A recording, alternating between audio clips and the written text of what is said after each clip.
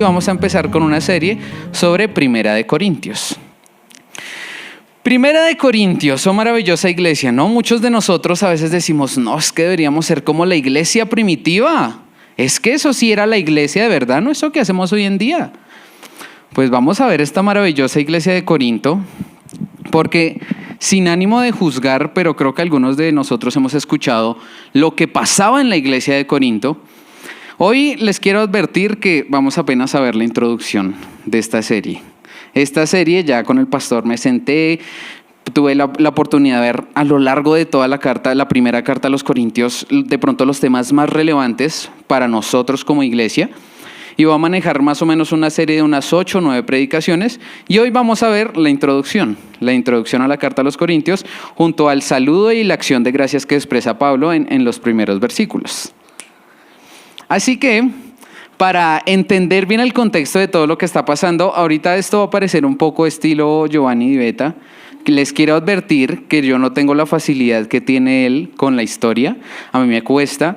En el colegio me costaba bastante la materia de sociales, así que es un poco complicado, pero guiados por el Espíritu Santo quiero que entendamos el contexto de qué era lo que pasaba en Corinto. Porque de pronto le pasaba eso a la iglesia y viendo más bien que era algo que pasaba en Corinto en general, no en la iglesia, sino un problema en Corinto. ¿Cómo era reconocida la ciudad de Corinto en la época donde pasó esto? Esto fue más o menos en el 55, 56, por ahí fue que Pablo le escribió esta carta a los Corintios. Entonces, en esa época Corinto era muy reconocida, primero, por ser una ciudad muy comercial. Tenía la oportunidad, si me pones la primera imagen, que ya no veo, de ser una iglesia, una ciudad portuaria. Tenía 2 puertos, no solo un lugar, sino tenía puerto por 2 mares, lo cual la hizo una ciudad muy comercial, muy visitada, muy necesario pasar por Corinto. Mucho comercio y mucho de la idea de los romanos para evitarse el tramo de dar toda la vuelta, como lo pueden ver en el mapa, era llegamos a Corinto, pasamos por el istmo de Corinto y nos ahorramos como 600 millas náuticas, pues ahí hay bastante tramo que uno se ahorra. Entonces era muy reconocida por ser una ciudad donde se movía mucho el comercio. Si pasaba obviamente el comercio por ahí, se daba para hacer uno que otro intercambio, una que otra venta. Entonces se volvió una ciudad muy conocida por esto. Además de eso, como tenía este beneficio de ser tan comercial, se volvió una ciudad cosmopolita. ¿A qué se refiere con una ciudad cosmopolita?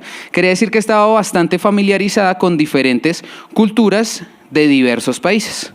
Como se manejaba tanto comercio, venían de por aquí, de por allá y estaban muy familiarizados con culturas. Acuérdense que en esa época Grecia, Corinto queda en Grecia, en lo que en esa época era Acaya, si no recuerdo mal. Grecia, no sé por qué les iba a decir esto, pero en esa época Grecia era muy reconocida por otras cosas también que vamos a ver a continuación, como era su inmoralidad. Y en específico Corinto. Corinto era muy reconocida por su inmoralidad. Obviamente inmoralidad apuntando más que todo a la inmoralidad sexual puntualmente. Una de las cosas por la que más reconocemos a los griegos en nivel general es por la cantidad de dioses que tienen, ¿sí se ha dado cuenta? Ellos tienen el dios del amor, el dios de la muerte, el dios de la música, el dios de la guerra, el dios del vino. Ayer investigando hasta hay un dios que se llama Pan, pero no es el dios del pan. Pero tienen muchísimos dioses, muchísimos, una cantidad grandísima de dioses. Así que eran bastante paganos. Y esto no se queda solo en que tenían dioses, sino que tenían muchos templos adorando a sus dioses. Muchos templos. O sea, la idolatría que había en Grecia, pero puntualmente hoy hablando de Corinto, era grandísima. Habían muchos altares, lugares dedicados a esos dioses.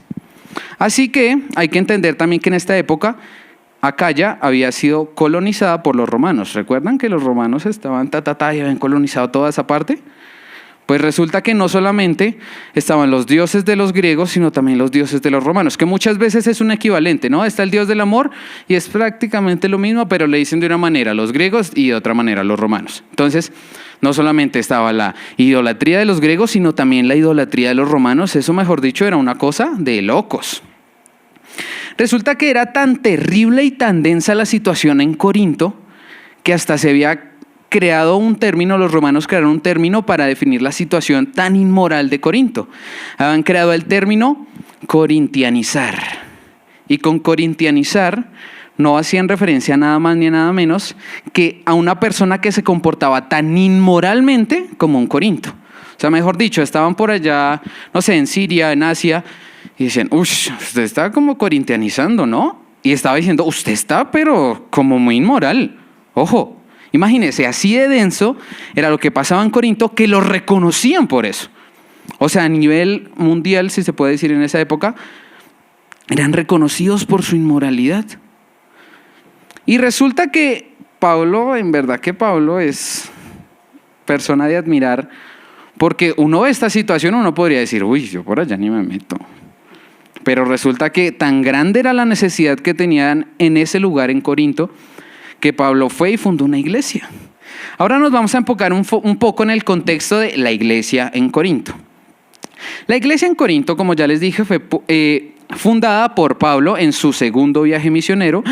Sí puse el viaje del segundo viaje misionero, ¿cierto?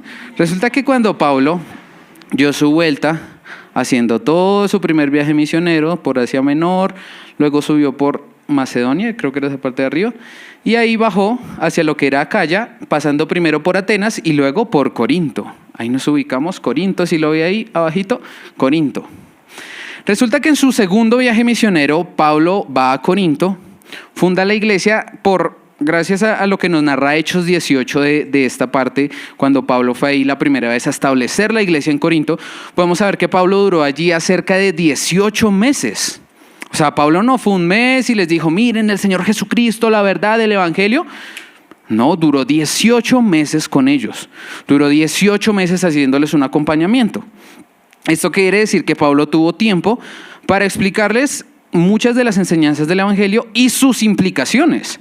Porque el Evangelio no es solo algo que suena muy bonito, sino es algo que genera en nosotros algo. Es algo que genera un cambio. El nacer de nuevo quiere decir que usted cambia su naturaleza. Así que Pablo muy seguramente tuvo el tiempo de explicarles al menos las dos doctrinas básicas de lo que era el cristianismo. ¿Ok? Ya teniendo entendido esto, ya les había dicho anteriormente que estas cartas fueron escritas más o menos entre el 55 y el 56 después de Cristo, claramente, ¿no? Porque pues ya Cristo vino, llamó a Pablo y Pablo en su primer viaje misionero pasa por ahí. Ya un poco más adelante, unos años más adelante, en su tercer viaje misionero, Pablo otra vez empieza a visitar, ese mapa si no lo coloqué, empieza otra vez a visitar todo por arriba, Macedonia, esta vez da un viaje más largo. El caso es que termina en Éfeso y en Éfeso se queda una gran parte de su tiempo, creo que 2 años, más de 2 años, capacitando a gente para que puedan llevar el Evangelio. Maravillosa la obra de Pablo. Pero cuando estaba en Éfeso, en su tercer viaje misionero, haciendo todo lo que les decía, podemos identificar que Pablo le escribe estas cartas a Corinto. Acuérdese. Entonces, en su segundo viaje misionero va, funda la iglesia, acaba su segundo viaje misionero, empieza su tercer viaje misionero, se queda en Éfeso una época, y cuando está en Éfeso, esa época, resulta que le llegan a él algunos reportes por la parte de la casa de Cloé acerca de los problemas que se estaban presentando en la iglesia en Corinto. Entonces llegó Cloé, obviamente en amor. Cloé no lo hacía como, uy, es que eso es de allá, sí es que no. Pablo, ojo, está pasando esto. Imagínense, vino a traer un reporte a Pablo. Y aparte de eso, podemos identificar que Pablo, en este momento, cuando vuelve en su tercer viaje misionero, antes de escribir la primera carta a los Corintios, que encontramos en nuestras Biblias, ya les había escrito una carta anteriormente. Lastimosamente esta carta no se conservó, por eso tal vez no la encontramos. Obviamente todo está sujeto a la voluntad del Señor, ¿no? Por algo no se conservó, pero podemos identificar según 1 Corintios 5:9, que dice, en mi carta, o sea, en la primera carta de Corintios dice, en mi carta les escribí que no anduvieran en compañía de personas inmorales. Podemos identificar que ya hubo una carta anterior. La primera carta a los Corintios no es la primera carta que Pablo envió a los Corintios. Así que muy seguramente de esa carta que Pablo le envió a los Corintios, pues ellos quedaron con algunas dudas, algunas preguntas y le escribieron a Pablo. Si usted se da cuenta, nos vamos a encontrar durante el estudio de la carta de 1 Corintios que Pablo constantemente está diciendo en respuesta a conforme ustedes me preguntaron, y nos damos cuenta que hay dudas de la iglesia en Corinto que le habían llegado a Pablo. Así que esta carta tiene que ver mucho de esas respuestas y esos reportes que le han llegado a Pablo con respecto a las cosas que estaban pasando en la iglesia de Corinto. Ahora, ¿cómo se une lo primero con lo segundo?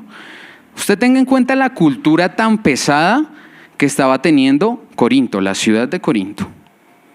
Imagínese la iglesia ahí.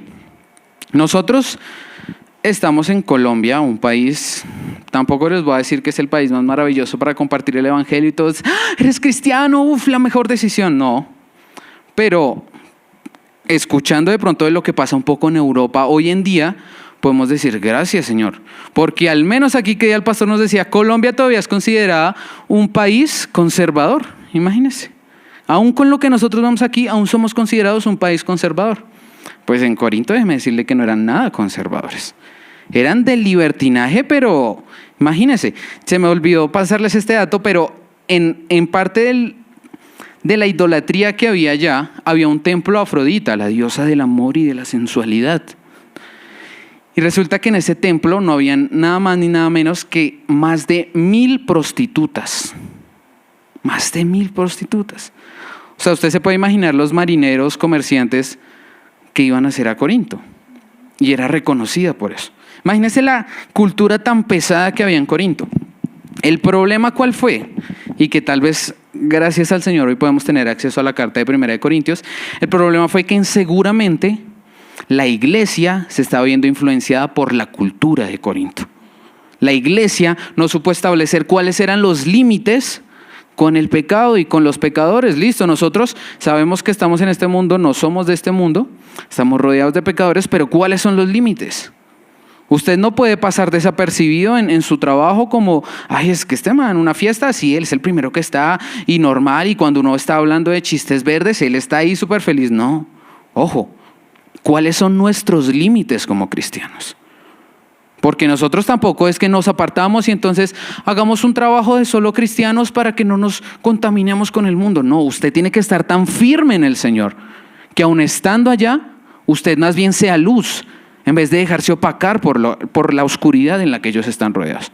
Así que vamos a ver a través de esta hermosa carta cómo podemos establecer los límites con el mundo para que de pronto no lleguemos o no nos llegue a pasar lo que le estaba pasando a la iglesia en Corinto. Ahora vamos a hablar muy puntualmente, ya casi para acabar el contexto, así que por favor no se preocupe, de cuáles eran los problemas que nos encontramos en la iglesia de Corinto.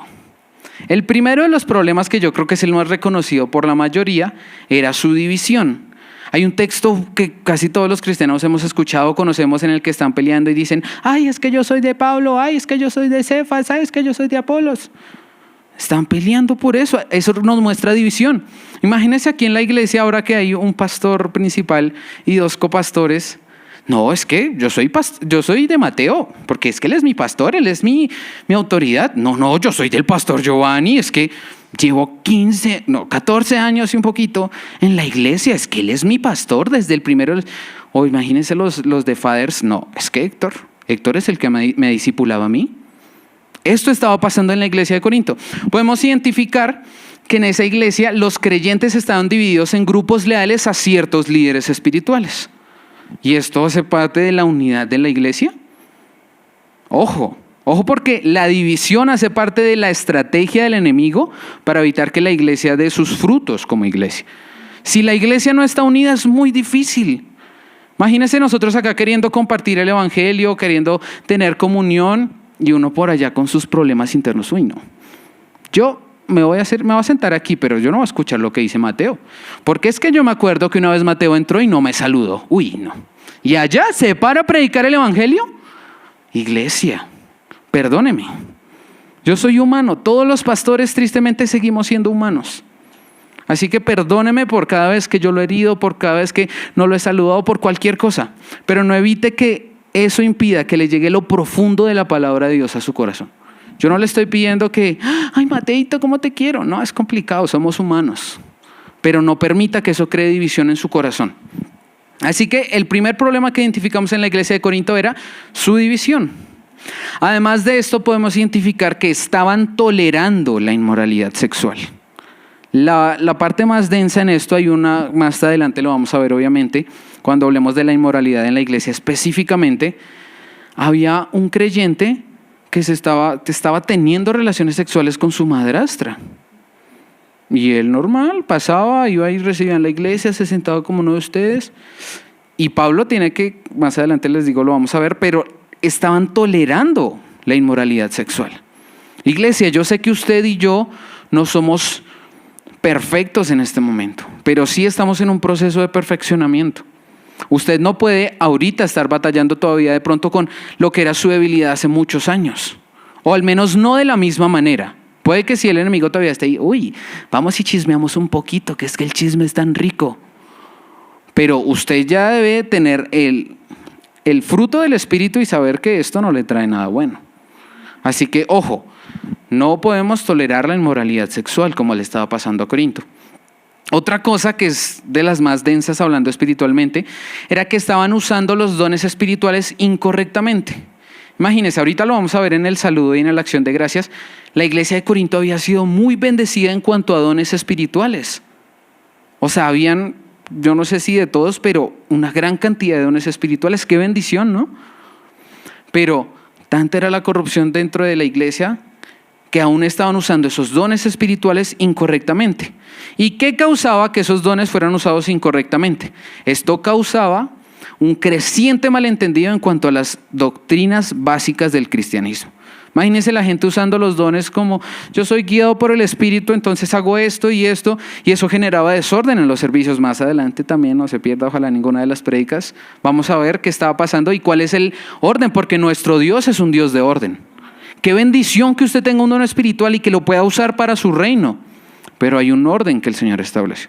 Nuestro Dios no es un Dios de, ay, voy a poner esto aquí, que pase esto, uy, y están como apagados, voy a poner esto. No, todo tiene un orden. Nuestro Dios es perfecto. ¿Y qué estaba generando todo esto? El desorden. Pablo, recuerde que duró 18 meses en Corinto cuando estableció la iglesia. Así que podríamos pensar, usted y yo podríamos pensar que Pablo tenía suficientes razones para esperar cierta madurez espiritual de los cristianos en Corinto. Entonces 18 meses, lo que les dije, haciéndoles un acompañamiento. Pablo seguramente dijo, listo, la obra va bien por este lado, espero madurez, yo acompañé. Imagínese el pastor con usted 18 meses formándolo constantemente, porque eso era lo que Pablo hacía. Pablo no era que, bueno, él construía tiendas para sobrevivir, pero Pablo, usted si se dan cuenta, tenía la oportunidad y usted lo encontraba predicando. Yo creo que él estaba construyendo tiendas y en su hora de almuerzo almorzaba rápido y lo que le quedaba de hora de almuerzo iba y se ponía a predicar y hoy empezaba a confrontar a la gente y así era. Entonces, podemos decir que Pablo tenía cierta idea de que ellos eran maduros espiritualmente, pero en la segunda prédica que habla de la unidad vamos a ver qué tanta madurez había en esa iglesia. Y podemos decir que en vez de que esta iglesia hubiera madurado, más bien había desarrollado una cierta cantidad de problemas notables. Miren nada más lo que hemos visto en este momento, que es como una pasada por encima de los problemas que encontramos en Corinto. Así que es importante, quiero que por favor presten atención en este momento, porque la primera carta a los Corintios nos ayuda a comprender más a fondo cómo es el patrón de santidad de Dios para su pueblo. Por medio de todo lo que está pasando en Corinto, Dios nos quiere revelar a usted cuál es el patrón de santidad que debemos tener. Todos sabemos y hemos escuchado en un montón de lugares, sed santos porque yo soy santo, somos llamados, ya fuimos santificados. Bueno, ¿y cómo debe actuar un santificado? ¿Cómo debe actuar un santo? Esa es parte de las grandes enseñanzas que nos va a regalar esta primera carta a los Corintios. Y ahora sí, después de haber dado el contexto, empecemos a leer la palabra, que a eso venimos. Amén. Dice así, en la primera carta a los Corintios, en el capítulo 1, del 1 al 3, hoy se los voy a leer todo en la Nueva Biblia de las Américas, porque mi esposita amada me regaló una Biblia hermosa en la Nueva Biblia de las Américas, en esa versión. Entonces me casé con esa versión, así que posiblemente le lea, si no todos, la mayoría en esa versión. Dice así, tiene como título Saludo. Pablo, llamado a ser apóstol de Jesucristo por la voluntad de Dios, y Sóstenes, nuestro hermano, a la iglesia de Dios que está en Corinto, a los que han sido santificados en Cristo Jesús, llamados a ser santos, con todos los que en cualquier lugar, como usted y yo, a todos los que en cualquier parte invocan el nombre de nuestro Señor Jesucristo, Señor de ellos y nuestro. Gracia y paz a ustedes de parte de Dios nuestro Padre y del Señor Jesucristo. Es que Pablo sí que sabía saludar, ¿no? Yo saludando y es que feliz año, que es que buenos días. Esto sí es un saludo. Y lo más maravilloso de este saludo es ver cómo Pablo no se presenta con tal vez autoridad de él. Pablo no es el llamado, el predicador. Pablo es llamado por Jesucristo. Pablo ha sido llamado apóstol por la voluntad de Dios. Increíble. Y tal vez usted dice, uy, es que ojalá a mí me predicara Pablo, es que ese sí tenía autoridad. Iglesia, con el respeto del pastor, pero yo estoy seguro de que yo no fui llamado pastor en formación porque el pastor un día se amaneció y dijo, ay, es que Mateo me cae como bien, llamémoslo pastor en formación. No. Vamos a ver más adelante, que eso me pareció maravilloso estudiando la noche, del llamado al obispo. Y no les hago spoilers porque es que esto se compone. El caso es que Pablo hablaba con toda la autoridad del caso. Pablo hablaba guiado por el Espíritu Santo con la autoridad apostólica que Dios a través del Señor Jesucristo había puesto sobre él. Y esto es maravilloso. Encontré anoche en una página que mi esposa, qué regalazo, me compartió. Se llama Enduring Word. Y es increíble cómo estudian la palabra. Hay grandes cosas que mi suegra está haciendo caras porque obviamente ella se la compartió primero. Gracias, suegrita. Así que encontré en este estudio una frase citada por el teólogo Lenski que dice así, póngale atención, esa creo que la coloqué en la pantalla. Dice, gracia siempre es primero, paz siempre es segunda. Esto se debe al hecho de que la gracia es la fuente de paz. Sin gracia no hay y no puede haber paz. Pero cuando la gracia es nuestra, la paz necesariamente la debe seguir. Así que en estos saludos de Pablo no hay cualquier cosa, hay unos tesoros escondidos tremendos. Alguna vez mi esposa quiso hacer una predicación sobre los saludos de Pablo porque hay cosas que se repiten, hay ciertos patrones que es maravilloso, ojalá algún día la hagas, pero si no, ahí les voy haciendo un adelanto. Y vemos cómo la gracia es fruto, la paz es fruto de la gracia que ha sido derramada sobre nosotros. Dígame si el Señor Jesucristo no pone un día su mirada sobre nosotros, ¿cómo podríamos tener paz en un mundo tan lleno de problemas, tan lleno de contiendas de aquí para allá? Iglesia, la paz que usted y yo experimentamos no es nada más ni nada menos que un fruto del Espíritu que habita en nosotros. ¿Cómo podrían estar ustedes, queridos siervos del Señor, aquí en paz recibiendo la palabra del Señor con su esposo en la clínica? Uno podría decir, uy, ¿pero qué le pasa? Vaya con su esposo, ¿no? Uno confía, uno tiene paz en el Señor. Yo hago mi parte, claro, yo oro, yo lo atiendo, pero el Señor es el que tiene, Él es soberano. Esa es la paz que usted y yo tenemos. Usted puede estar atravesando cantidad de problemas, se lo aseguro. Si yo me pusiera a preguntarles, Janetcita, usted, ay, ¿en serio? Juancho, ay, no, pero aquí nos quedamos. Pero ¿sabe qué? El Señor tiene el control. Gracias a Dios por esas situaciones que atravesamos. Porque Dios usa aún esto para formar nuestro carácter. Qué bendición, ¿no? Esta es la paz de la que gozamos nosotros los que hemos recibido la gracia del Señor. Una paz que sobrepasa todo entendimiento. Así que mire todo lo que encontramos en nada más el saludo de Pablo. Es importante hacer la aclaración en este mismísimo momento que aunque claramente esta carta fue escrita por Pablo a la iglesia en Corinto, esta carta es aplicable para usted y para mí. Si usted se dio cuenta en este saludo, Pablo le dice que esta es una carta para los santificados en Cristo Jesús. Vamos a leer un momentico, dice. A la iglesia de Dios que está en Corinto, a los que han sido santificados en Cristo Jesús, llamados a ser santos, con todos los que en cualquier parte invocan el nombre de nuestro Señor Jesucristo. Iglesia, una preguntita. ¿Alguien aquí ha sido llamado a ser santo? Amén. Resulta que esta carta es para los corintios, pero es aplicable para todos aquellos que hemos sido llamados a ser santos. Usted y yo hemos llamados a ser santos. Santos es apartados, diferentes, no como el mundo, diferentes. Usted y yo tenemos ese llamado.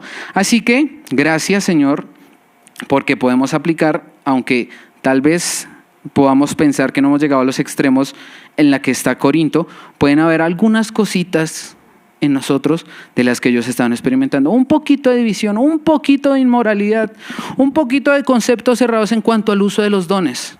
Así que esta carta se aplica para nosotros. Continuemos leyendo la palabra. Siguientes versículos vamos a leer del 4 al 9. Seguimos en 1 Corintios 1. En mi Biblia dice acción de gracias. Y esto es bastante confrontante. Porque luego de haber escuchado todos los problemas que habían en Corinto, todos los problemas que habían aún en la iglesia en Corinto, Pablo empieza dando gracias. Y mire lo que dice. Siempre doy gracias a mi Dios por ustedes, por la gracia de Dios que les fue dada en Cristo Jesús, porque en todo ustedes fueron enriquecidos en Él, en toda palabra y en todo conocimiento. Así como el testimonio acerca de Cristo fue confirmado en ustedes. De manera que nada les falta en ningún don, esperando ansiosamente la revelación de nuestro Señor Jesucristo. Él también los confirmará hasta el fin, para que sean irreprensibles en el día de nuestro Señor Jesucristo. Fiel es Dios, por medio de quien fueron llamados a la comunión con su Hijo Jesucristo nuestro Señor. Tremendo, ¿no? Toda la corrupción, todo el pecado que podíamos identificar en Corinto. Y mire esto tan hermoso que Pablo dice de ellos. Pablo empieza dando gracias.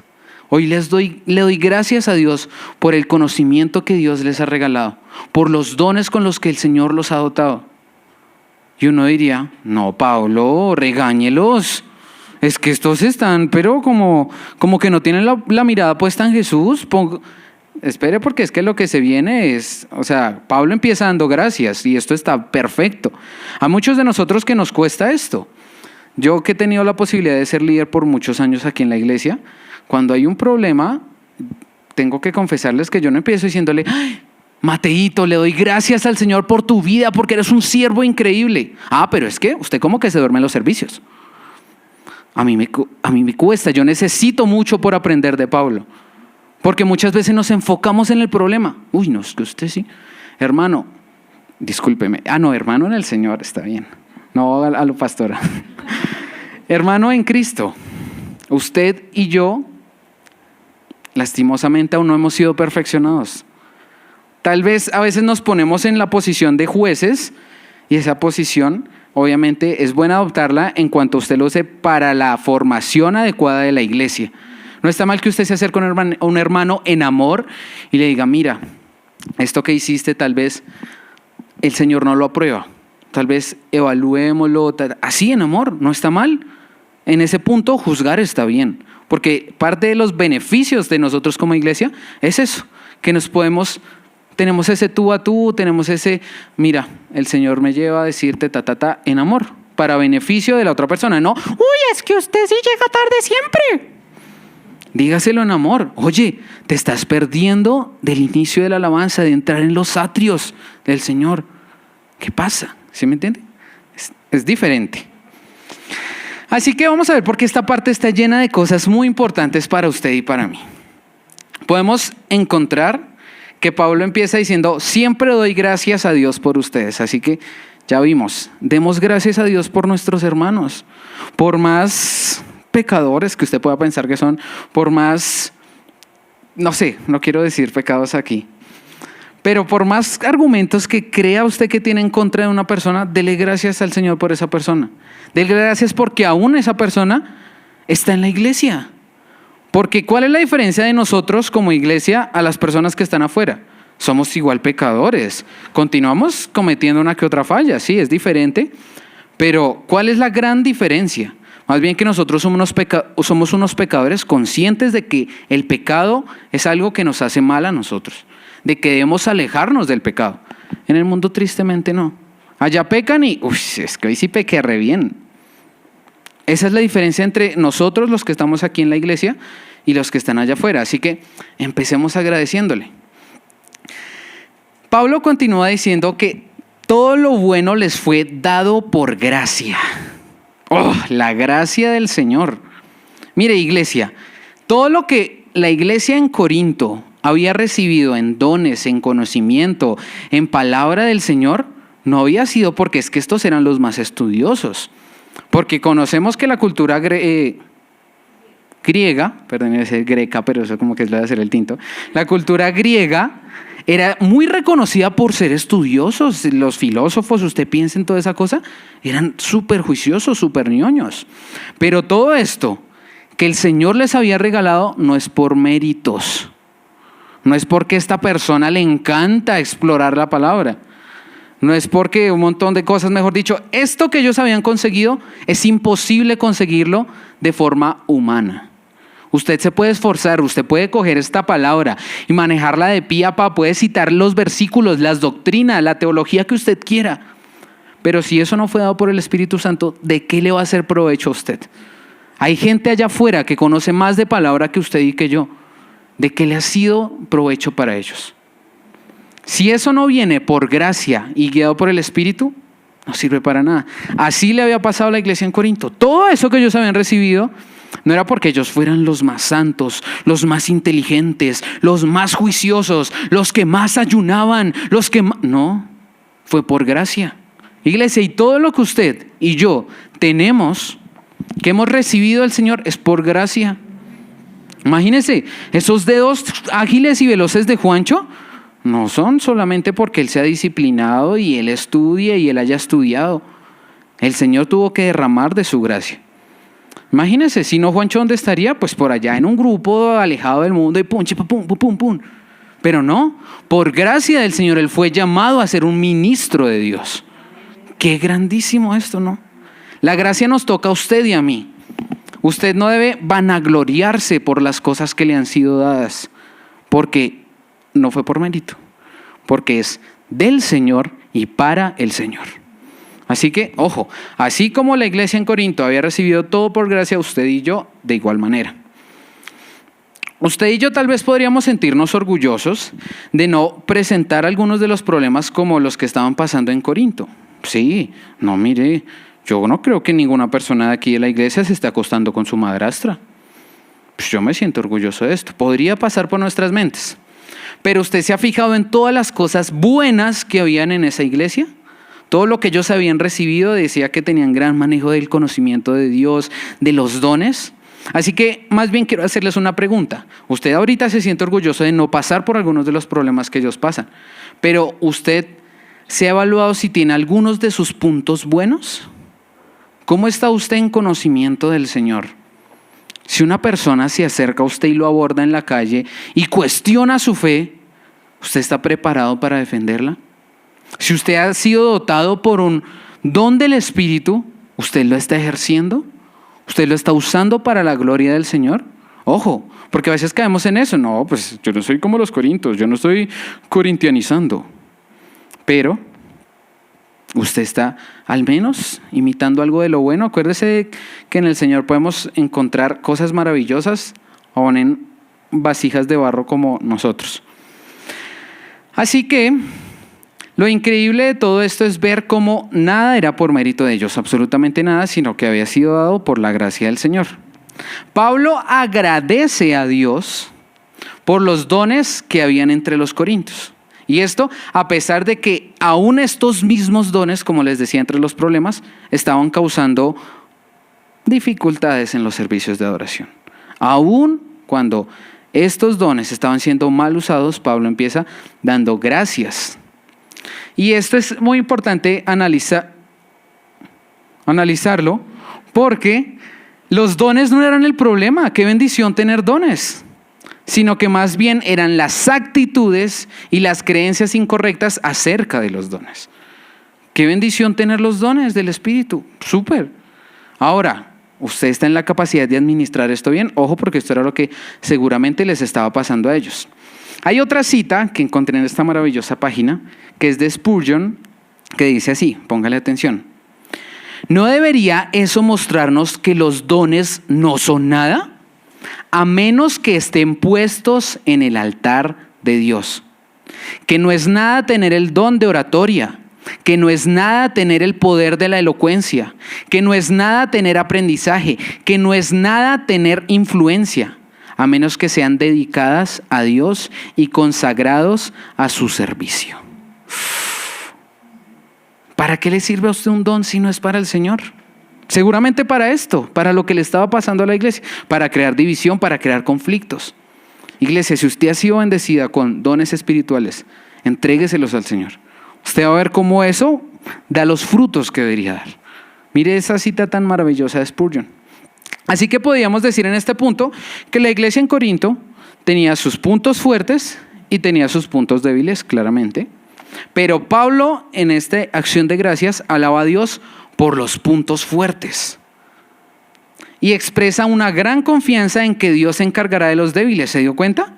Porque Pablo igual le lanza su puya aún en esa acción de gracias. Mire el final como dice. De manera que nada les falta ningún don, esperando ansiosamente la revelación de nuestro Señor Jesucristo. Él también los confirmará hasta el fin para que sean irreprensibles en el día de nuestro Señor Jesucristo. Pablo ahí les lanza su, ojo, usted recibió los dones, pero usted debe presentarse irreprensible. Y esto hace parte... antes de entrar en la parte irreprensible, porque me puse a analizar más que era ser irreprensible y me pareció maravilloso. Antes de eso quiero que nos fijemos en que Pablo, alaba al Señor por sus puntos fuertes.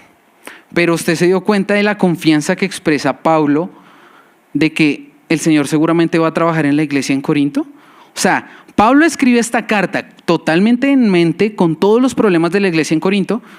Pero él, imagínese lo que está diciendo aquí, Dios te doy gracias. Él no expresa, estoy preocupado porque seguramente ustedes se van a perder. Y usted se dio cuenta de esta joyita que está en el versículo 9. Se los va a leer desde el 8. Él también los confirmará hasta el fin para que sean irreprensibles en el día de nuestro Señor Jesucristo. Fiel es Dios. Iglesia, Pablo tenía confianza plena porque fiel es Dios. Porque aun cuando usted y yo somos infieles, aun cuando usted y yo actuamos mal, actuamos carnalmente a veces, fiel es Dios, Él permanece para siempre. Esta era la seguridad de Pablo al escribir esta acción de gracias. Yo alabo al Señor porque yo sé que es un Señor fiel, un Señor que va a cumplir la buena obra en ustedes. Y ese mismo es el Dios fiel que va a cumplir la buena obra en usted y en mí.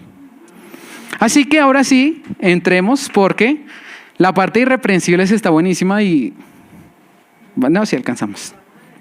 Dice así, irreprensibles. Usted y yo debemos ser irreprensibles, así como la iglesia. Acuérdese que esto aplica para nosotros. ¿Y qué es ser irreprensible? La palabra irreprensible no quiere decir que usted y yo debamos ser perfectos. Perfectos es sin mancha, solo Cristo.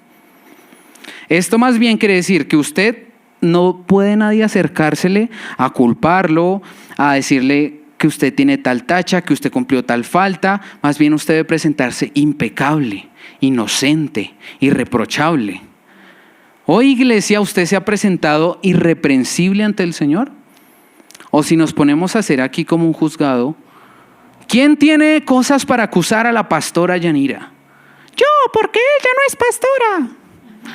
Ojo, usted y yo debemos tener esto que Pablo le está haciendo el llamado de atención. Usted y yo debemos procurar presentarnos irreprensibles.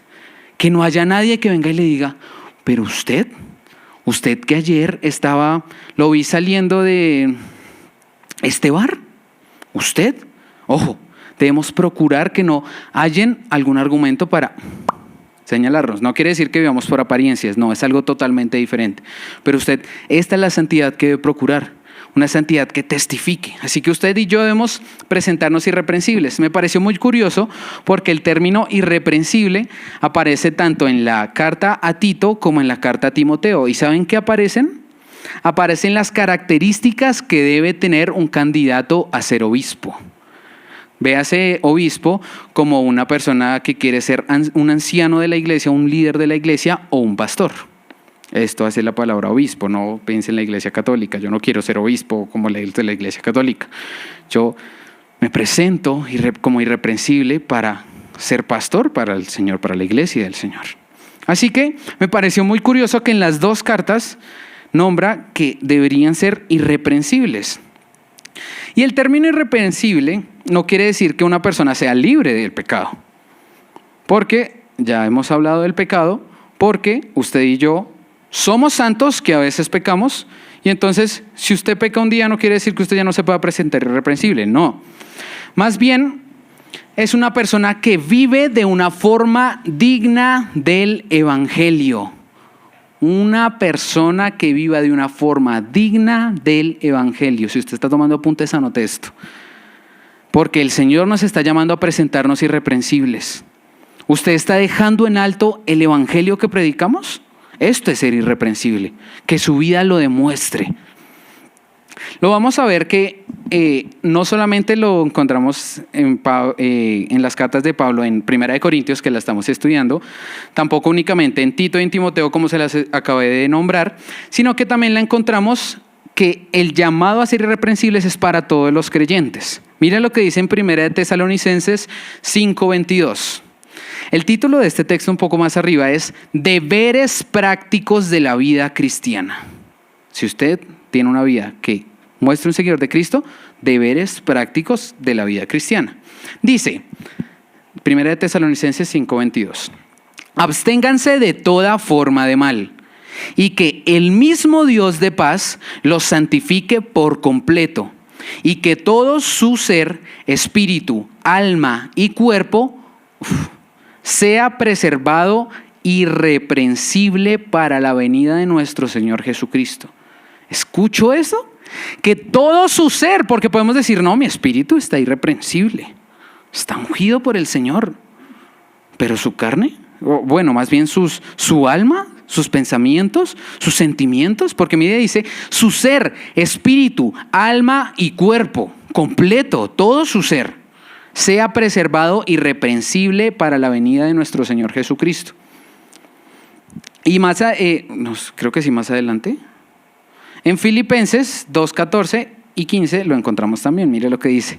Hagan todas las cosas sin murmuraciones ni discusiones, para que sean irreprensibles y sencillos, hijos de Dios sin tacha en medio de una generación torcida y perversa, en medio de la cual ustedes resplandecen como luminares en el mundo. Iglesia, usted y yo, como creyentes en el Señor Jesucristo, debemos presentarnos irreprensibles. Y esto es complicado, porque si usted se dio cuenta en el primer texto que decía, igual que en Corintios, me pareció súper, porque miren, les voy a leer en Corintios, dice, Él también los confirmará hasta el fin para que sean irreprensibles en el día de nuestro Señor Jesucristo. Fiel es Dios, por medio de quien fueron llamados a la comunión con su Hijo Jesucristo nuestro Señor. Y en Filipenses dice, para que sean irreprensibles y sencillos, hijos de Dios sin tacha en medio de una generación torcida. Quería leer la Primera de Tesalonicenses.